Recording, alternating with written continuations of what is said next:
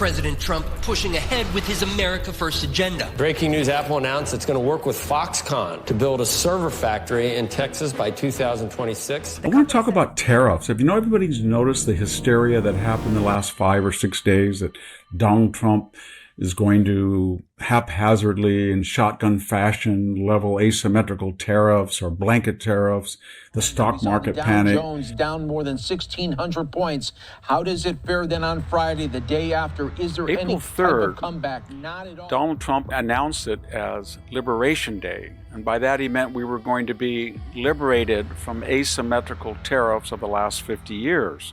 President Trump delivering on the promise he made to the American people on the campaign trail. The idea is come to America, build greatness in America. Stargate. It's a joint venture between SoftBank, Oracle, and OpenAI, and they're going to create a data center. It was going to inaugurate a new, what he called, golden age of trade parity, greater investment in the United States, but mostly greater job opportunities and higher paying jobs for Americans. And yet, the world seemed to erupt in anger. It was very strange. Even people on the libertarian right and, of course, the left were very angry.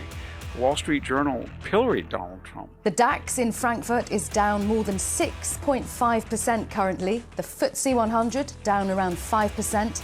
And the index in Paris down nearly 6% in early trading. Now, what's going to happen with the market, I can't tell you, but I can tell you our country has gotten a lot stronger. And eventually, it'll be a country like no other. It'll be the most dominant country economically in the world. China has prohibitive tariffs. So does Vietnam. So does Mexico. So does Europe. So do a lot of countries. So does India. But if tariffs are so destructive of their economies, why is China booming? How did India become an economic powerhouse when it has these exorbitant tariffs on American imports? How did Vietnam, of all places? Why isn't Germany, before its energy problems, why wasn't it a wreck? It's got tariffs on almost everything that we send them. How is the EU even functioning with these tariffs? I thought tariffs destroyed an economy, but they seem to like them. And they're angry that they're no longer asymmetrical. Apparently, our people who are tariffing us think tariffs improve their economy. Maybe they're right. I don't know. Founder of the property development company DeMac Properties is pledging the money. President Trump announcing $100 billion investment from Taiwan Semiconductor. The most powerful AI chips in the world will be made right here in America. Things happen so quickly in the Trump world, right? It's 100 days. Right. It feels like it's 100 months. This is leadership. This is taking control of the problem for military, for everything, for industrial, for our economy. Even if it causes short-term pain, the reality is it is the right decision. NVIDIA says it will invest. My question to all of us is, were they tariffs at all? Traditionally, a tariff, remember, is a policy that a government uses to prop up an anemic industry, at least an industry that can't compete globally or vis-a-vis a trading partner. And traditional economists say this is terrible because what happens is that if you don't have free global trade, then the consumer is paying more for a product that is inefficient because it's shielded from competition. But is Donald Trump really doing that? There pain in the market. At some point, you're unwilling to tolerate this idea of a Trump put. Is there a threshold? I think your question is so stupid. I think it's I don't want anything to go down. But sometimes you have to take medicine to fix something. The second thing is, why would you get angry at the person who is reacting to the asymmetrical tariff and not the people who inaugurated the tariff?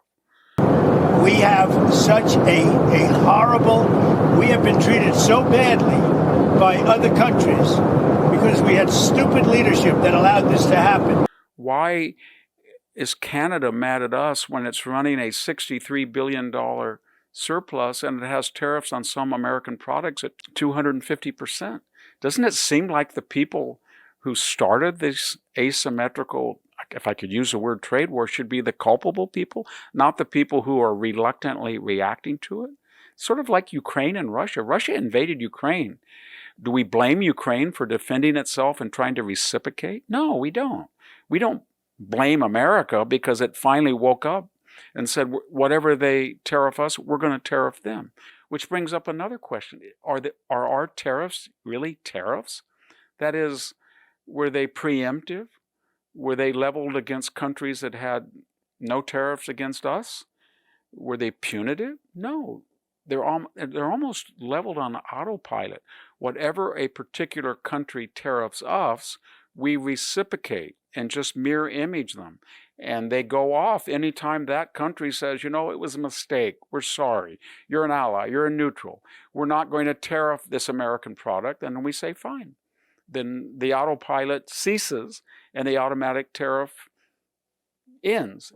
In other words, it's their choice, not ours. We're just reacting to what they did, not what we did. He has made up his mind. These policies will come into effect, but they also are indicating that there is still room to negotiate. His Commerce Secretary indicating that perhaps these tariffs would only be in place for days or weeks. As of April 7th, 2025, a notable shift in global trade dynamics has emerged as several countries respond to the Trump administration's reciprocal tariffs by reducing or eliminating tariffs on U.S. goods. Israel led the charge, with Prime Minister Benjamin Netanyahu announcing on April 1st the cancellation of all remaining tariffs on U.S. products to bolster bilateral ties, pending parliamentary approval. Zimbabwe followed suit on April 5th, with President Emmerson Mnangagwa suspending all tariffs on U.S. imports to boost trade, despite a pre-existing 18% U.S. tariff on Zimbabwean goods. Vietnam and India have also taken steps, with Vietnam pledging prior to April 7th to cut tariffs on U.S. items like LNG and cars to counter a 46% U.S. tariff, and India signaling in late March a willingness to reduce tariffs on $23 billion in U.S. imports to safeguard its export sectors. Mexico and Canada, spared from the April 2nd tariff sweep due to USMCA agreements, maintain adjusted trade terms, while nations like Japan, South Korea, Cambodia, Argentina, and the EU engage in ongoing negotiations, with over 50 countries reportedly seeking deals.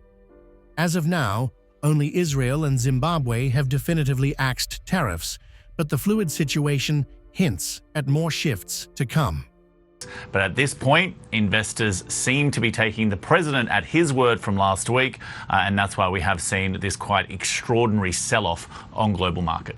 We haven't run a trade surplus since 1975, 50 years. So it wasn't suddenly we woke up and said, it's unfair, we want commercial justice. No, we've been watching this happen for 50 years. It's been going on. And no president, or no administration, no Congress in the past has done anything about it. It was all predicated in the post-war period. We were so affluent, so powerful. Europe, China, Russia was in shambles that we had to take up the burdens of reviving the economy by taking great trade deficits. 50 years later, we have been deindustrialized. And the countries who did this to us by these unfair and asymmetrical tariffs did not fall apart.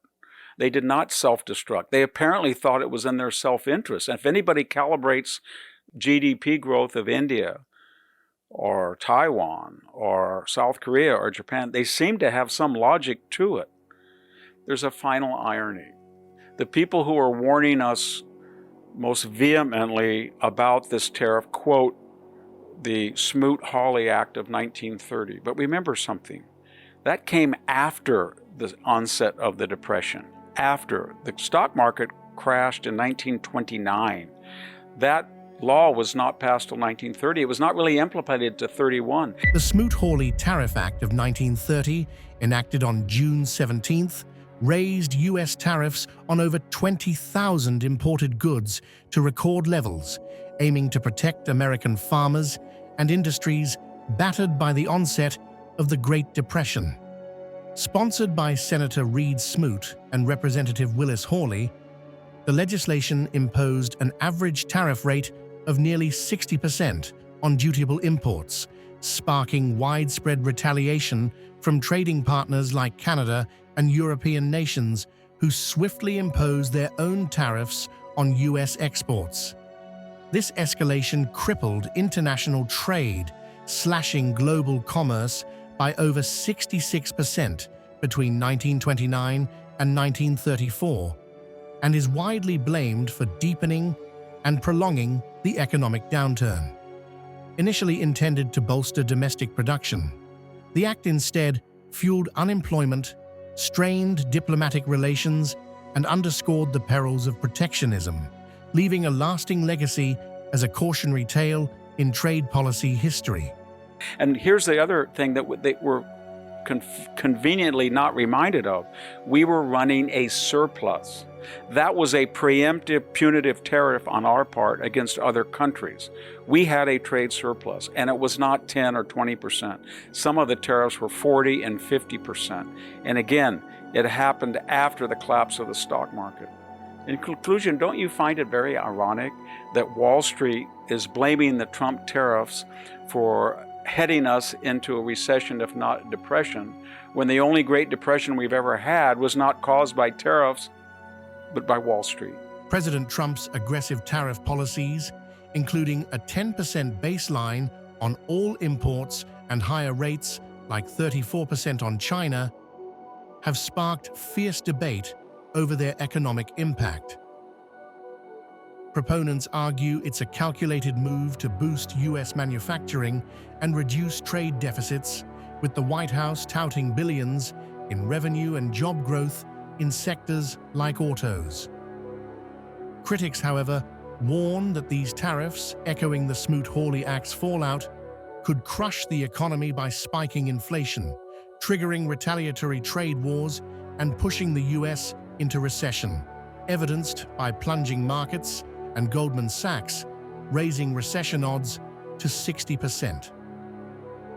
Is Trump's strategy a masterful recalibration of global trade or a reckless gamble destined to tank the economy?